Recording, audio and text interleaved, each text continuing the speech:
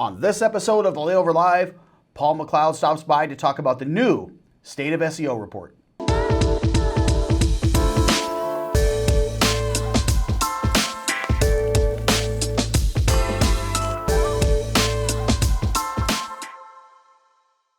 Hello, everyone, and welcome to episode 190 of the Layover Live. I'm Jason Swick, VP of Strategy and Insights here at SimpleView, and thank you once again for taking time out of your already busy day to join us. We really do appreciate it. Now, with more than 30,000 hours of annual web optimization supporting hundreds of DMO destinations worldwide, I think it's fair to say that our team knows a thing or two about search engine optimization. In fact, SimpleView is the leading provider of SEO services for the travel and tourism industry, helping to drive millions of organic sessions to DMO websites each and every year. And that is important as organic traffic is the top source of traffic to a DMO website, making up nearly 6 out of 10 of every visit to a DMO's website on average. It's a tremendous number.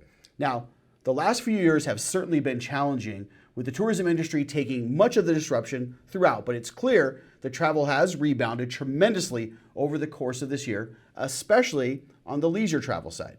And I'm excited to announce that now the 4th edition of SimpleView's State of SEO for DMOs report is out, and it provides a deeper glimpse into search and how the landscape has evolved and is continuing to evolve moving into Q4 and the new year. And here to discuss this amazing report further is its author, our very own Director of Analytics, Paul McLeod. So Paul, welcome back to the show. Thanks for having me, Jason. Good to see you always. It's been another fun journey putting this report out.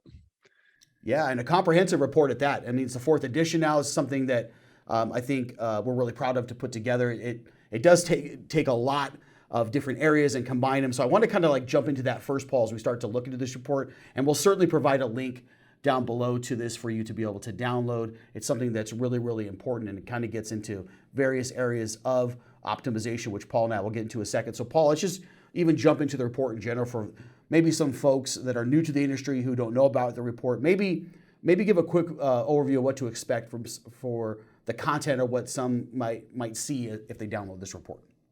Yeah, the idea really here is to provide a full-on, comprehensive view of how to do SEO well for DMOs specifically, DMOs and tourism marketing agencies, and any official tourism marketing board. The idea is there are a lot of SEO guides out there. There are many known techniques that work across industries and companies, but there are some things that are specific to whatever particular vertical or niche you happen to be in. And DMOs, like all others, that's absolutely the case. There's certain keywords that work well here, and some that don't. There are certain audiences that we're going after that might be different from other places. There's certain behaviors that people have on our sites that are different from in other places.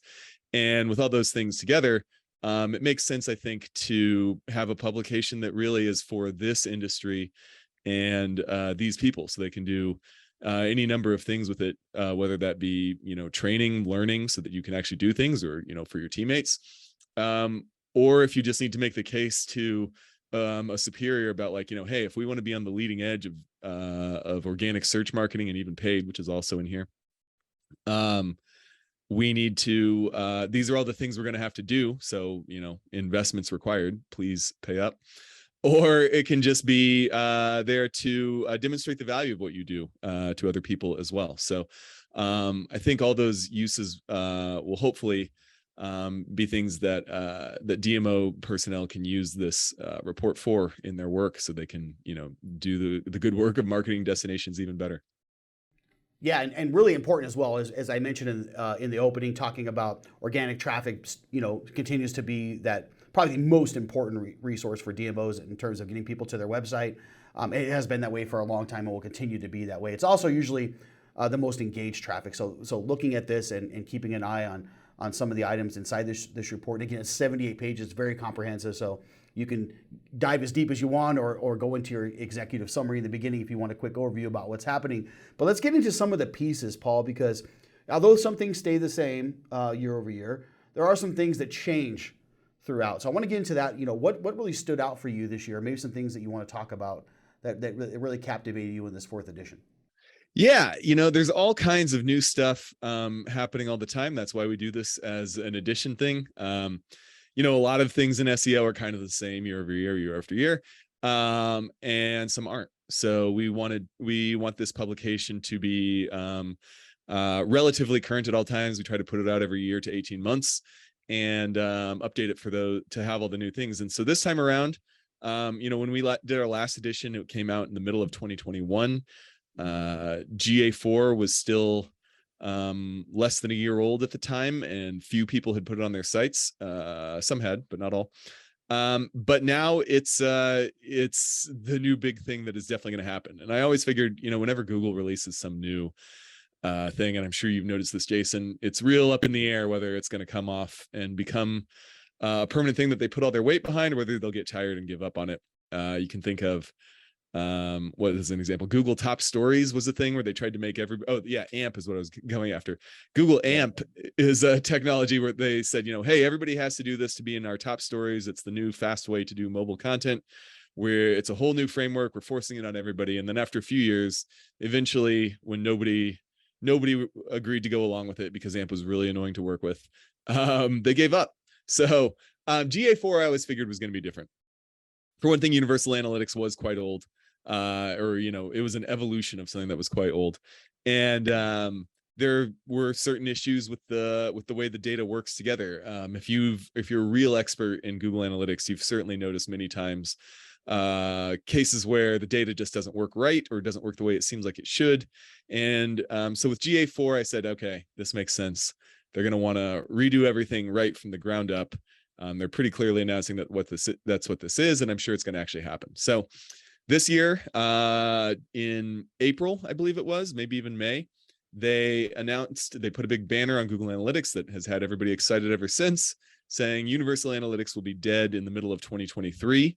So you got to go ahead and get ready and transfer over. So we took this as an opportunity to get everybody prepared as far ahead of time as we could. We started doing it really with that with our summit this year in May or April or whenever it was.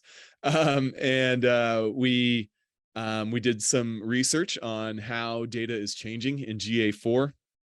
I'll get into that more in a little bit, but we turned all that GA4 stuff into a big update to help everybody get ready for that. Then some few other things before we dive into more detail on the GA4 that are cool in here, I think.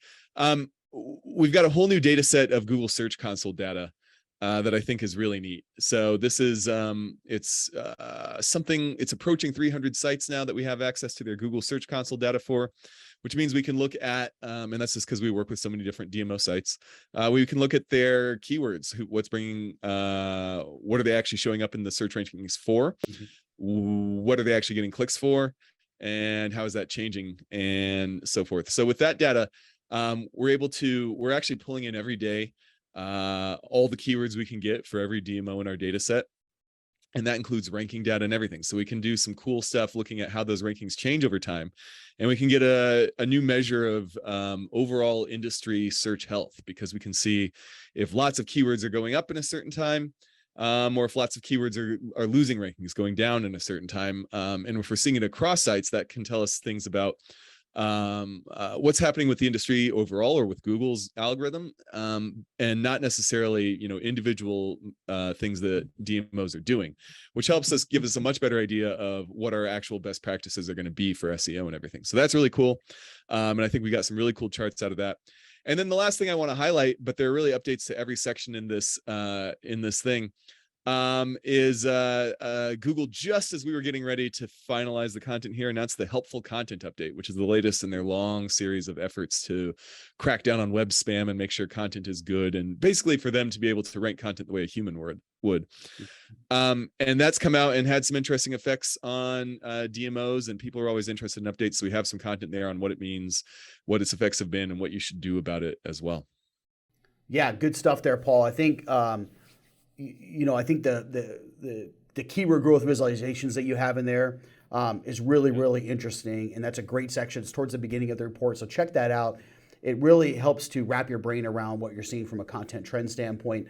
certainly something that's really, really, really important and new to this edition. So very, very cool there. And I do want to jump into GA4 a little bit more because it is one of the things I think is most top of mind for a lot of DMOs out there. So, maybe talk about how the upcoming sunsetting of Universal Analytics and there's now migration then to GA4, which is scheduled now for next summer. How's that going to affect things moving forward? Maybe talk about metrics, new things that maybe are available, updates, audits, things of that nature. If you can get into that just a little bit more than what you've already shared. Yeah. There's a number of things to do. I mean, in some ways, it's not that different. It's still about the concepts are roughly similar. The interface is totally different. You're all going to have to get used to totally new ways of looking for and analyzing your data.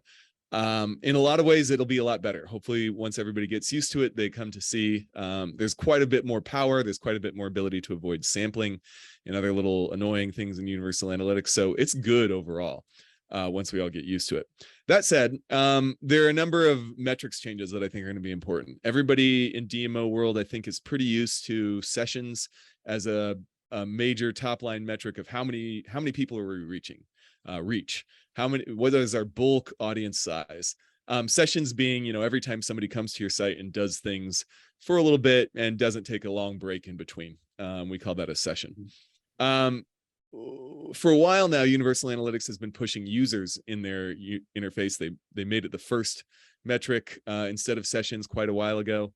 And indeed, if you look across the web at other publishers, users is the standard metric. Anybody who's trying to sell display advertising, they're reporting their audience size in users because that's what advertisers actually care about. So with GA4, Google has, I think, really gone to nudging us pretty hard to go ahead and move over to sessions from users as that bulk measure of how many people we're reaching with the site. And I think for our own peace of mind, it's probably a good idea to do it. Sessions still exist, but that data gets wiped out after a few months in Google Analytics, whereas user, at least the overall numbers stay there. Furthermore, it's just hard to look up sessions in the new version of Google Analytics. You can get it, but you have to go digging around. Whereas right there on the front page, you get users. It's straight up the first number Google Analytics 4 reports to you. So you're just going to have an easier time if you switch to users. And then furthermore, we'll show some visualizations here, I hope, but users and sessions give us the same information. If we compare Universal Analytics sessions to GA4 sessions or GA4 users, we find that there are about 3/4 as many users to 80% as there are sessions, but the numbers move up and down pretty much in unison. There's anything you're learning about your audience size and your reach and how it's growing or changing from sessions, you can get exactly the same way by looking up users. So there's that. And then I think the other one that's going to be big are all the engagement metrics that we use to figure out how much time people are spending on our site, how involved they are with the content. Those are all going to change quite a bit because GA4 collects a lot more information, a lot more interactions out of the box. In GA4, link clicks are automatically tracked. Scrolling is automatically tracked, things like that. And every time GA4 tracks those things, it gets a little more chance to observe and capture a little bit more of the time people spend on our site. So that means bounce rate is going to fall by about 50% when we switch from Universal Analytics to GA4. So that's great. That's cool to report. Meanwhile, average session duration is going to go up by almost 50%, which is also great. Wonderful. We're capturing more interactions, and so we're seeing more session duration.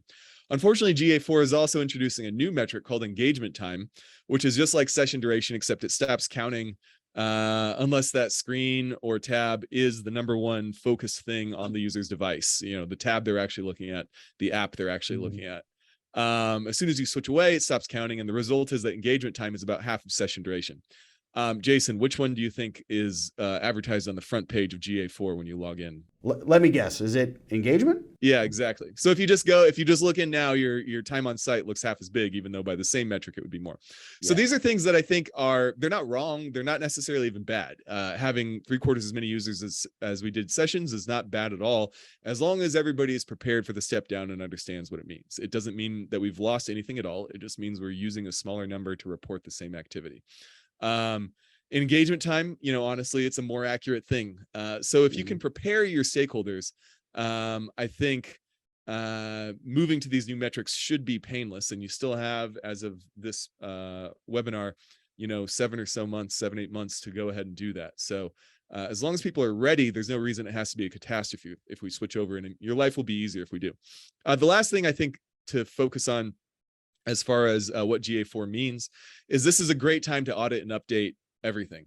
If you have a lot of custom tracking on your site, if you don't know what that means, you don't probably. But if you do, then now is a good time to review it all. Make sure that it's all capturing what you want and that you don't have anything else you're missing, because you're going to have to recreate a lot of it in GA4. Some things like basic link clicking and scroll tracking happen automatically in GA4, but more advanced stuff does not. So you'll need to transfer over your tracking by auditing first and then updating the new one. And then also, I think it's a good time to do that with reports. Everybody I know with a web report that's very old has added a bunch of stuff to it that may not be actually relevant anymore, or it seemed like a good idea and nobody ever actually checks it. It's a good time to really slim down those reports so that your teams are not wasting time collecting numbers nobody cares about, and your analysts and stakeholders are not wasting time looking at numbers that don't tell them anything. So with the change to a new measurement system, it's a good time to change the numbers that we measure, I think. Yeah, all good stuff, Paul. Thanks for kind of sharing some of the things that are going to be coming with GA4, some new metrics and some things that are possibly going away. It's all going to be for the better. We're just doing it in a different way. But now is the time to start to prepare for that, not a month before or 2 months before. Yeah. Right? I mean, like, please don't do that. Yeah. And sadly, we have to even mention that. June, and then in July you have to report users. It's not going to be good. Yeah, it's not. So, and we're already starting to consider these things from a reporting standpoint on our end, right? So in the coming months, our own Insights Hub, our own client portal, and some of the other tools that we also offer as well for a lot of our clients, we'll be updating those in the coming months as well to start to take advantage and start to migrate off of older metrics and start to incorporate newer metrics into that as well. Yeah, that's a really good point. Just real quick, the industry averages we publish on our site or through partners like U.S. Travel Association, we're already collecting that data in GA4. So when the time comes, once we feel like we've got sort of everybody on the new platform, we'll be ready to switch over and keep serving the industry that way. Yep, super important. It's actually a really, really exciting time. Google's been busy the last couple of years, buddy, and you know that. So a lot of stuff has been happening. But now that we're kind of moving into the end of the year, Paul, right? It's Q4 now. Kind of being mindful of things coming on the horizon. What are some things that we should be on the lookout for? You mentioned GA4, so I'm sure you'll talk about that a little bit. So maybe talk a little bit more about sunsetting UA, but maybe what are some other things that maybe DMO should be mindful of as we kind of look into this new year? Yeah, enough on GA4, but just so everybody knows, the date is 6/30/23. On that day, your current Universal Analytics will stop collecting new data. You'll still, for at least 6 months, according to Google, be able to look at it, but you won't be able to get more. So you have to be on GA4 by then. So make sure you're ready for that. I mentioned already some things to do to get ready for that, but the important thing is going to be to start now. By the way, if you're on SimpleView CMS, we already installed basic GA4 on your site. So we did that in late June at the latest. So you will have a year's worth of GA4 data when you make the switch over. But that said, there are some other interesting things happening with Google for sure.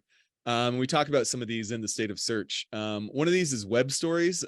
This is an interesting feature that is on the search engine results page where basically, Google saw, back in the day, it might've been 10 years or more now ago, Snapchat came out and it had the stories feature where if you're on Snapchat, you know about this, you'll get a notification saying, hey, your friend has updated their story. And then, as you know, stories are just like a little brief video, often somewhat informal, that is up for up to 24 hours and then goes away and you can never see it again. So then Instagram ripped those off because they were so popular and they were afraid of losing out to Snapchat. And so Instagram stories have been a big deal. And then finally, Google said, well, hey, we're not going to try to build a social network again. That was a disaster last time. But web stories, we feel like we should be able to compete on that. So they have a protocol and a system out there for publishing content in an Instagram, Snapchat story style fashion, vertically aligned video, all visually oriented, quick stuff. And the nice thing also is, like, if you were to publish your content that way, It's actually on your platform. You get to keep it. You can put it on your site or wherever you want, unlike with Instagram or Snapchat. So Google has created these, and they also, this is a long explanation, they've also gotten around to providing real estate in the search engine results pages for them. So a lot of times if you search like a national park, I know this happens with Zion National Park, there'll be a block somewhere in the results that says visual stories. And then you'll have a chance to click into some, nice, big, colorful picture icons that lead you into these image things. So it's definitely an interesting way for DMOs to look at getting some more real estate in the search results, and doing so with the kind of creative, attractive, fun content that I think we all like more than a blog post anyway, even if it's a little more effort. Although I guess also if you've spent time on Instagram stories or Snapchat stories, they are not always high effort. You can just take your phone out and create one. And then the other thing to keep in mind, there are no specific updates around this per se, except, privacy is going to be the interesting thing going forward.